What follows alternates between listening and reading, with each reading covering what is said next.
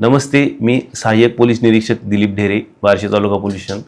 काल दिनांक 26/2/2026 रोजी बार्शी तालुका पोलीस स्टेशन हद्दीतील मौजे कुसळम या गावी सायंकाळी 5:30च्या आसपास एका इसमावरती 3 इसमांनी जीवेठार मारण्याच्या उद्देशाने हल्ला केला होता.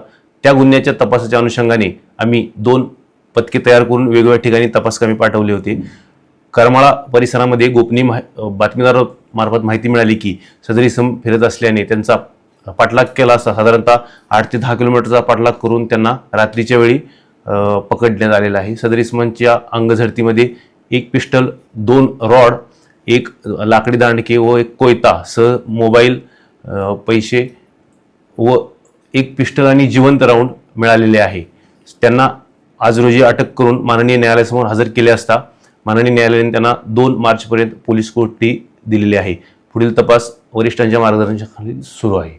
धन्यवाद. त्यापैकी 3 आरोपीपैकी एका इसमावरती 2 गुन्हे दाखल आहेत. हडपसर, पुणे या ठिकाणी.